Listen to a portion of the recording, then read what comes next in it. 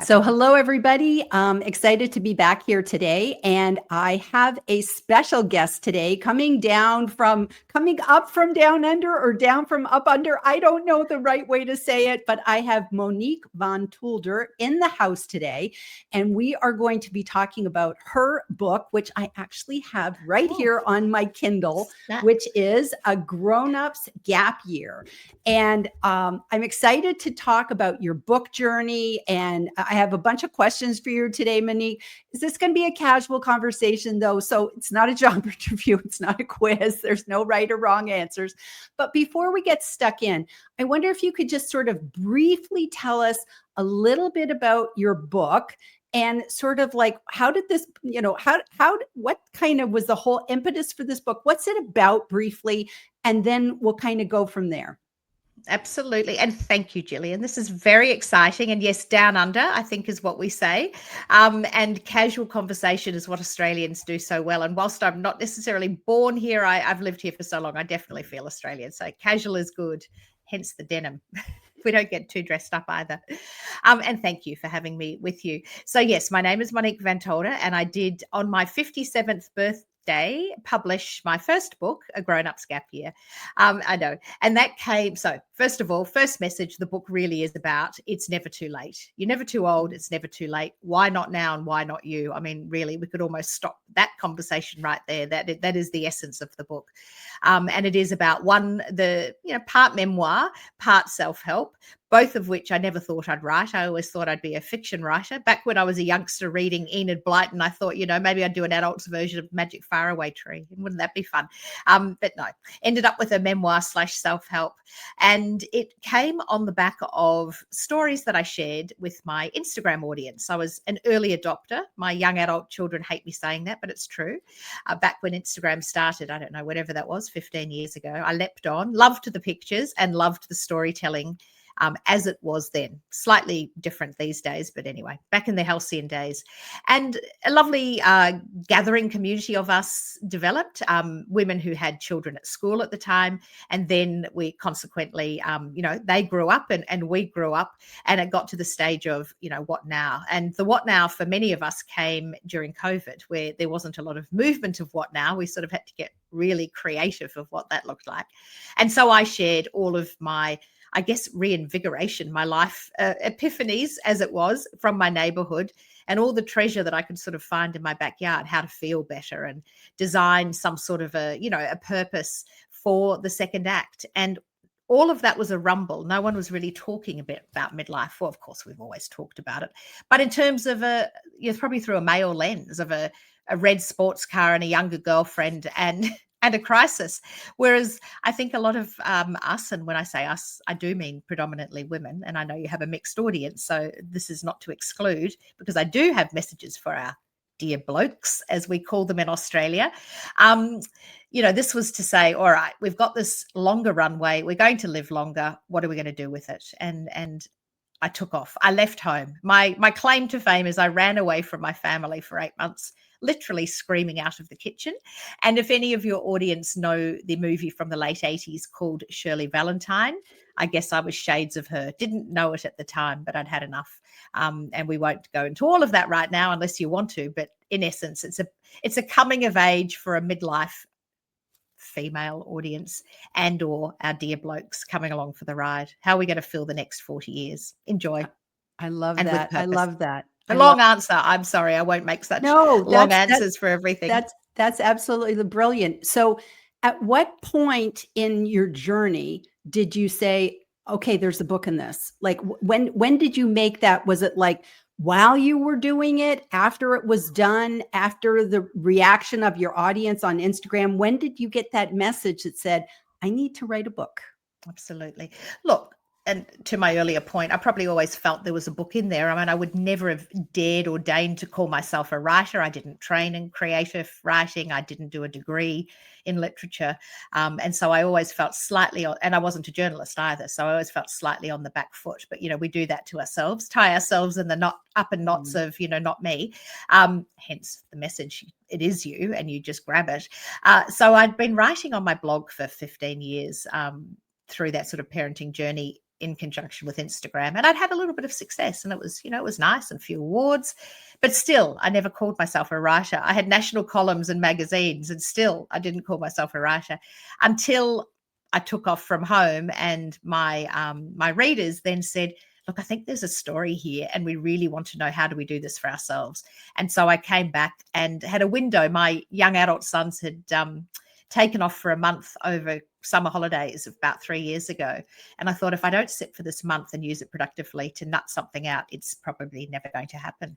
So I thought, well, if I can fill the month with something and come out with some sort of, outline at the end. And I basically wrote the whole book in that period of time, which I guess it had already written itself, hadn't it? So yes, that's how that all transpired. But then, of course, as you know, as a long-term author, getting it published, getting it edited. It's all very well to write these brilliant ideas on paper. And of course, I don't know about you, but certainly probably with your first book, what you start with is not what you end up with, and potentially. And so, yes, that is really where the journey unfolded. So that was a while ago now. Yeah. That's brilliant. That's brilliant. And how did you organize it? Because your book has a definite rhythm to it. So how did you come about, maybe you could explain how you've organized your book, and how did you actually come out with that idea of, this is the way I'm going to do it, so it's not just disjointed stories? Absolutely. Well, look, brilliant editor. I have to pat on the back. And Melinda, if you're listening, thank you, my darling. We sort of found each other by accident and by default, and it all worked out to be fine. Look, I naively thought I needed an agent. So I set about finding an agent, and I tracked down who's the best Australian agent. Of course I did, straight to the top. And this wonderful woman, Virginia, if you're listening as well, you're definitely part of the journey. She now lives in New York, and she was a traditionally published author. And I worked with her for a while, and we sort of nutted out a bit of a roadmap, I suppose, which I consequently didn't end up following. I'm dyslexic. I've got ADHD. We don't follow linear paths. So it's lovely that you say that there is a rhythm to the book, because if I'd been left to my own devices, it wouldn't be like that. So it definitely takes a village. So yes, I wrote everything out. I pulled from my Instagram posts. Content is never my problem. It's organizing the content, and delivered this to my poor unwitting editor after a long and convoluted path to trying to publish, which we'll get to, I'm sure. And Melinda very kindly looked at it and said, yes, that's lovely, but this is self-help. Where are you in all of this? So I have to hand it to her that I'm even in there, and that is part memoir, because she helped me pull it together. So I had the roadmap, I had the idea, I had the content. She just helped corral it into something that was cohesive. That's brilliant. And I think that that's probably a really great message for prospective authors out there, in that what we start out with is usually not what we end up with. Sometimes it's just about getting all those ideas on the paper, but then you begin to see, oh, maybe this belongs here and there.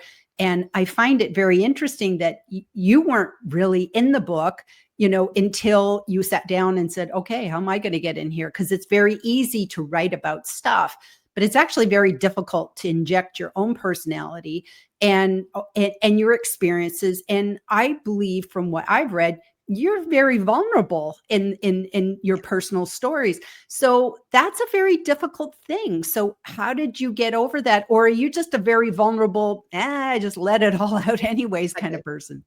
Look, I do. There's only a couple of topics which are off topic, and that is my husband and children, albeit they are very much the story, I suppose. However, I believe I've successfully managed to reveal all without revealing them, and respecting their privacy, because they didn't ask to be splashed over national media and the story told. But look, I've always written from the heart, and I've always been injected into my story. So it's quite interesting that when I wrote the book, I decided it just needed to be, this is how you do it, not necessarily this is how I did it. And so, yeah, in terms of putting the stories on the page, look, it is what it is. And I think I do love to show the if she can, I can stories. I think that's how we learn and grow, if that is what you're wanting to do. And so that wasn't so much of a problem. It was more, I think I probably thought there was a bit of hubris involved, as in, if I splash myself all over the pages, well, like, who am I? Like, who really cares? Isn't it more the how? But no, it's not. It's how you take yourself from A to B. And it's the whole, who's the author that writes the storyteller book, the whole arc, the story brand guy, Thank you. Dennis Miller, Exactly. Donald Miller. Exactly. You can't have the middle without the beginning and the end. And I'd sort of missed the beginning and the end. Yeah. Yeah. I hope that answers that question. Yeah. No, that's perfect. That's perfect. And, I think that is a real challenge. And, sometimes books are all about the person, and there's like, okay, this is really interesting, but how does it apply to me? And then you can get books that are so, I don't know, analytical, structured, whatever, that it's like, okay, but I've learned all the lessons, but you didn't really show me how you went through the transformation, so I think that's really, to have that nice blend is really good. And obviously you had somebody that was like really helping you with that, getting all that stuff down. Now, one of the things that I think is really unique about your book, Monique, is that you have experts that are part of the story. So can you talk about how that all kind of came to be? How did you decide to, kind of branch out and bring experts into the book? And who did you pick, and why did you pick these people? So I find that quite fascinating. Absolutely. Look, again, because I'm not a plotter and a planner, although I'm better for my second book, I had got through the book and I thought, okay, I think I need to be a bit more solid in the, what I'm putting out here. It can't just be my opinion. And so, I went through all the studies and the research and inserted all of that, and that's great. But then I thought, again, to my point, if she can, I can. I need these stories of women who have done various things throughout their lives that might be interesting to other women, because mine is but one perspective, and I'm not for everybody, and neither should we all try and be for everybody. That's just hiding to nowhere. However, if I can find these other women, so how did I find them? Look, some random Instagram friends, other experts within my my sort of realm, I suppose. I drew upon. Some I begged, some willingly came along very quickly. You know how it goes. And it was probably about a month before I handed in my last draft that I'd had this epiphany to insert them. So they weren't there from the beginning. So that was quite interesting. And my poor editor was like, oh my God. And then of course, apparently you're meant to send out, legalities and have people sign forms. And that was literally as the printer was about to print. So yeah, nothing very organized. Wouldn't do it that way again. However, it's just nice to make it more of a community, because that's how I've always, written. It's for a community and by a community. It's not just my story. Otherwise it does become, there's a lot of hubris there. Yeah. I love that. And I know personally, the last book that I wrote, co-wrote with Tina Jarvitt, we included photographs, and all of a sudden at the last minute, we were having to get permission for including photographs. And it was just like, oh gosh, I didn't even think about that. But you have to cover all your bases. Like you said, it's just like the legalities. It's like, okay, sometimes you just go, I don't know if I do photographs again. I don't want to go through. Well, and this is the thing. And I wouldn't do so many contributors again either. And also, look, I think it was probably a confidence thing too, because I thought if I bury my work in other people's words as well, then if anyone's picking things apart, I'm not the only one exposed. So there was probably a little bit of that too. Anyway, it's fine. It all worked out for the end. It's lovely. But what it's also done too is an opportunity, which I haven't done I have a fledgling podcast, but for season 2, I will be interviewing a lot of these women. I have had some on season 1, and it was great. Lovely to hear their stories and the reasoning behind their chapter, why they did whatever it is that they did. And then again, to the point of the experts, well, I'm not everything. And so it's great to have a financial empowerment expert, a real estate expert, medical expert. So yes, it's great. And again, it's another opportunity, and it's good for media. If you're looking down the lens a little bit and you're wanting to do some PR around your work, which I think you should.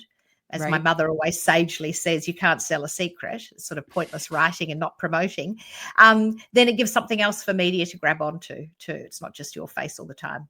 That's my next phase. We've seen enough of this in the media. So now I'll be, holding hands with some of those experts and doing some joint work. I love that. I love that. Now, because your book is so much about self-care and, personal discovery, self-discovery. That is something that, that's a very, very sensitive topic. That is something that I think, like you said, I think women really like that topic. Men do too, but I think women especially. And if we think about somebody who might be listening today or watching the podcast or listening to the podcast, whatever, and they say, okay, I'm a fledgling author. How do I balance, my own self-care and writing a book? Because all of this, I'm running my business, all of this takes something. So what kind of advice could you give to other authors out there to make sure that they do, fuel their own fire, so to speak? Yeah, look, absolutely. Look, and for me, well-being overrides absolutely everything. And as do my values. I never thought about that, and I won't get into the depths of my book, but I just think you need to have a good stern talk with yourself and ask yourself, why am I doing this for the first point? And I think you'll agree with that, because, writing a book does suck it out of you. It's not just writing the book, it's the promoting the book that I think is actually the biggest thing. And if you're not looking after yourself, you're not going to be able to weather the storm, or to it's not so much a storm, but to carry through and take advantage of opportunities that may come your way, or go looking for those opportunities. So for me, well-being, it's the basics: good nutrition, movement every day, decent sleep, and take care of your health narrative. And I'm not sure if that's segueing slightly from your question, but that is just so important. And then, of course, I did all the wrong things. I had every year I go to Japan. I love Japan. And a big part of the book is, I think, solo travel is incredibly important, specifically for women, building our confidence and, learning to sit still and hold your own hand is incredibly empowering. And so every year, to that vein, I have a couple of weeks in Kyoto in Japan solo. And instead of enjoying myself the year that my book was about to be published, I was up to midnight every night writing and re-editing, and, the editor sort of the printer had to, wrench the book away from me. So that, do as I say, not necessarily as I do. But yes, you need the foundation of well-being. Otherwise, you're not going to be able to see the journey through. It will ruin you. It really will. So I hope that does answer that question. But you need to prioritize that first. And then the writing flows better. If you've got a foggy mind and you're not eating properly and you're not sleeping properly, rubbish is going to come out. You're not going to be able to be really happy with what you've written, I think, anyway, in my opinion. I agree. And I think the self-care is important. And I think that sometimes, especially a lot of times, authors, they want to have a date. Like, this is the date I'm going live. And you might want to share your story. But it's like a lot of us get these self-imposed dates, and you literally will kill ourselves trying to meet this deadline, which can be really tough on us to do that. So, I know yours was like at the finish line going bananas. So do you want to care to share any of like your end publishing date stuff?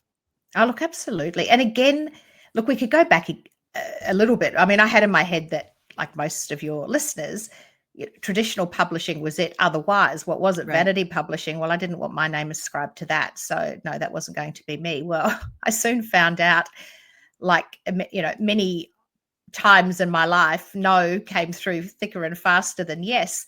And so, I did the realms of, 50 traditional publishers. And then I discovered this hybrid sort of publishing, which sounded great, but came with a massive price tag that I had never foreseen. And I thought, oh my goodness gracious, that's kind of bananas. However, I did put some money on the table with a couple of imbeciles who I could name, but I shan't. But if you'd like to know, do let me know, and I'll give you caution. So you've got to be careful, because you suddenly become quite vulnerable. And I'm going slightly off topic, but you do become vulnerable because you think, how on earth is this baby going to go out in the world? And unless I'm with a traditional publisher, is anyone even going to see it, read it, whatever? So that was a whole re-education program, which you solved the problem with your podcast, because you explained that isn't the only route. So towards the end, yes, I'd found my editor. We had a bit of a deadline. I'd found a publisher in Australia that was really a printing business, but he also did publishing. And so I'm going to scratch my nose halfway through, we're very casual, but that's a bit too casual. Sorry.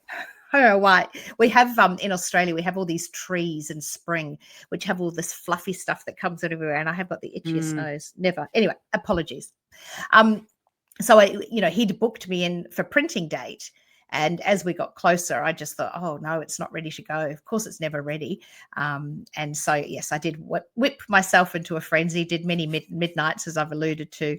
And then eventually my editor, I think, she's the kindest, most mild-mannered, delightful person you could ever meet, sort of did put her foot down and say, like, really, this is it. We're done. We're done, or I'm done. It needs to go. So that's where that went to.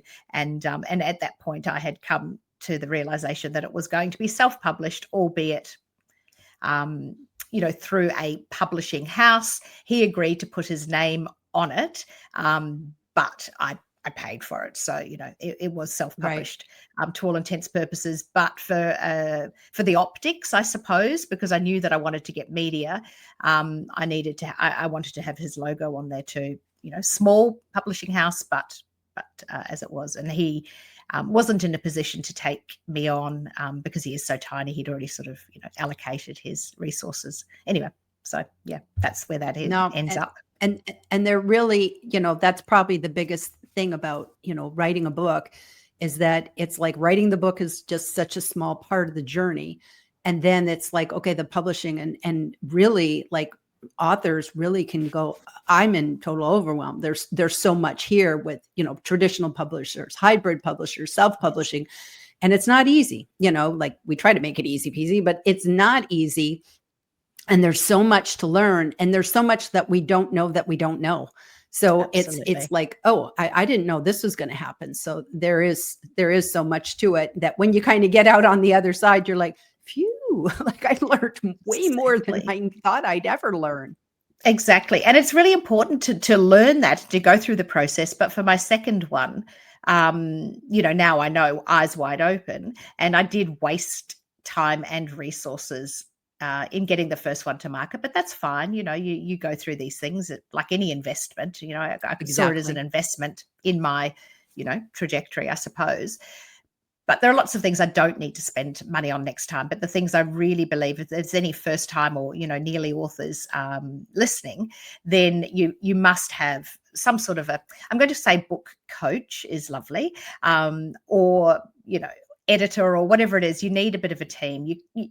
I do believe, to put a quality product out there, you need to have other eyes on it before it goes out into the world. You can't just rely on your own editing. I don't think you can, and that might be controversial, and you may or may not agree, but I just think that's really where you need to invest it. And in terms of whether you self-publish, hybrid, whatever, I don't think that really matters. At the end of the day, I think I've had one person look at that logo that I was so hell-bent at having at the front of the book, and nobody else really cares. I mean, they can tell it's not, it's not a Penguin published one. It's not a HarperCollins. It's not. So, once you go down that list, if it's not one of those, then nobody really cares what it is from there, I think. Exactly. I think the same thing. Same thing.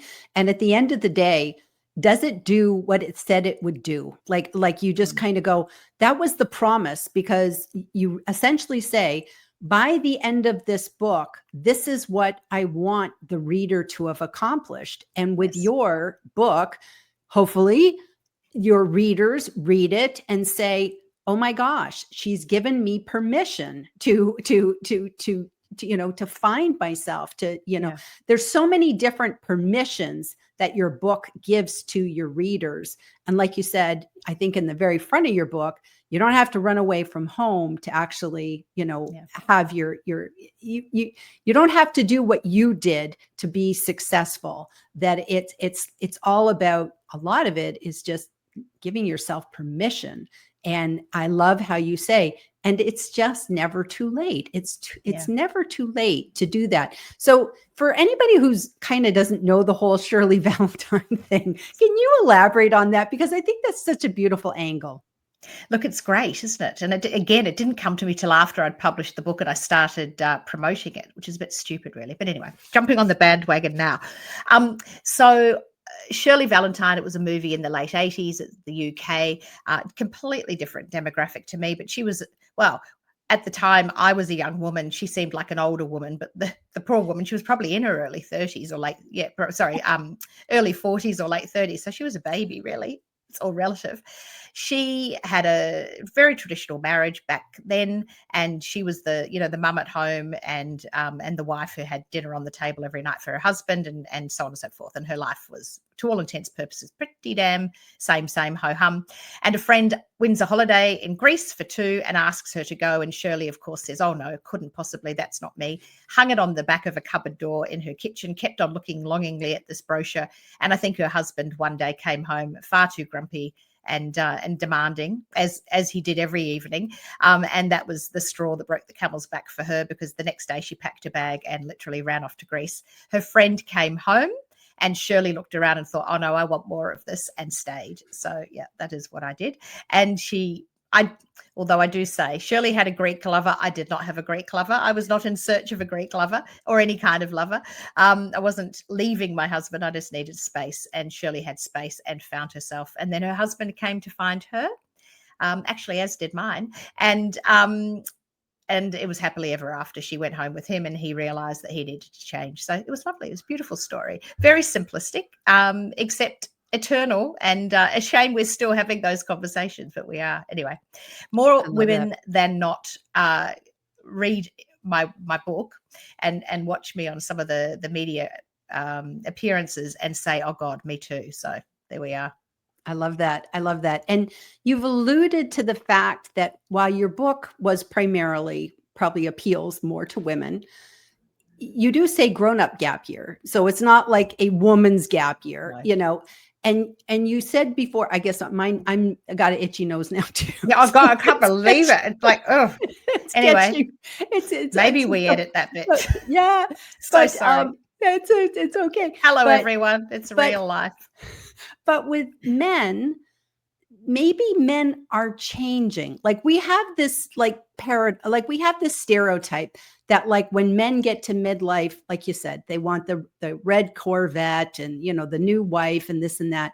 But maybe there's actually more to it, and that men go through the same thing, especially if they've been responsible for, okay, I get up, I go to the job every day and this and that. And it's like, they're kind of like, now what? So do you think now that it can apply to men too?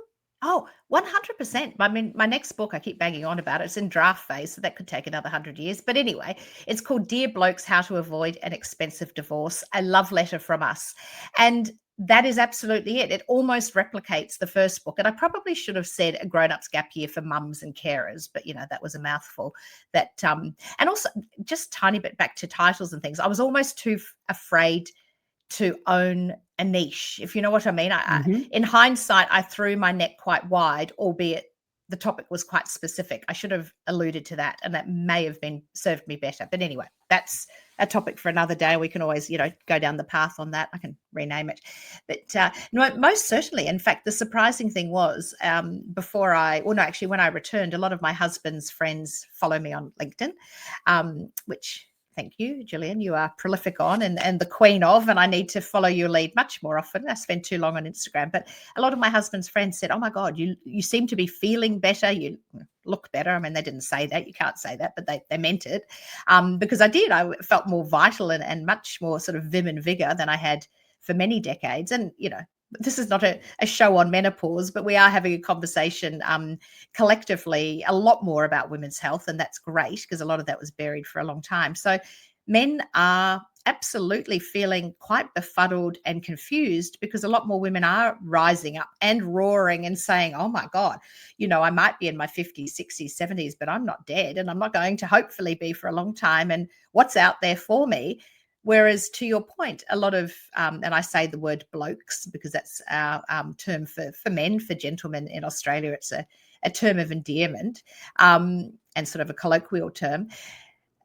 They've been at the work front. A lot of midlife women, Gen X and boomers, have had quite traditional relationships still. I mean, future generations won't necessarily be so much so, but, mum was the carer in the household, regardless of whether she worked or not, and dad, the breadwinner and or, dad on deck when and if.